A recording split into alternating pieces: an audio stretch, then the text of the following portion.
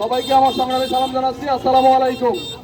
আপনারা গতকালকে দেখেছেন যে আমাদের সেই 18 সাল থেকে রাজপথের সহযোদ্ধা গণ অধিকার পরিষদের সভাপতি নুরুল হক নুরের উপর কিভাবে নৃশংস হামলা করা হয়েছে।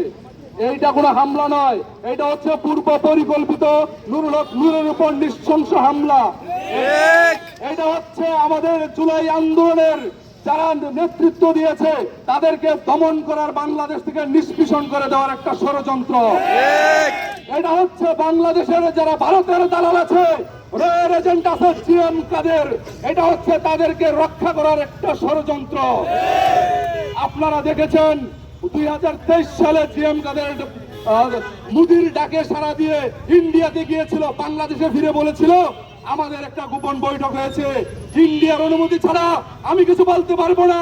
সুতরাং ওই কথার পরিপ্রেক্ষিতে বোঝা যায় এই জিএম কাদের, এই এরশাদ, এরা হচ্ছে ভারতের দালাল, ভারতের রয়ের এজেন্ট, যাদের বাংলাদেশের মাটিতে রাজনীতি করার কোনো অধিকার নাই, যারা বাংলাদেশের মাটিতে রাজনীতি করার কোনো অধিকার রাখে না, এদেরকে বাংলাদেশের রাজনীতি থেকে নিষিদ্ধ করতে হবে।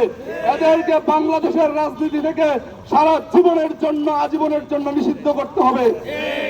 আপনারা জানেন এই বাংলাদেশের মাটিতে 18 সাল থেকে শুরু করে আমাদের যারা রাজপথের সহযোদ্ধা আছে, নুরুল হক নূর থেকে শুরু করে বর্তমান এনসিপির ডাক্তাররা, এরা হচ্ছে বাংলাদেশের একটা সূর্য সন্তান। এই জিএম কাদেরদের মতো 1000 কোটি মানুষ বাংলাদেশে না থাকলে চলবে, কিন্তু আমাদের নুরুল হক নূর, নাহিদ ইসলাম, আক্তার হোসেন, এদের মতো এই সূর্য সন্তানদের আমাদের বাংলাদেশের মাটিতে প্রয়োজন আছে। জিএম কাদেররা না থাকলে চলবে, কিন্তু বাংলাদেশের মাটিতে আমাদের এদেরকে থাকতে হবে।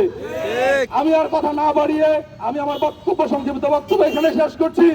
সর্বশেষ আমি আমার সাথে আপনারা সবাই স্লোগান দেন, দালালি না রাজপথ, রাজপথ রাজপথ, দিল্লি না ঢাকা, ঢাকা ঢাকা, আপোষ না সংগ্রাম। সংগ্রাম সংগ্রাম। ধন্যবাদ সবাইকে। আসসালামু আলাইকুম।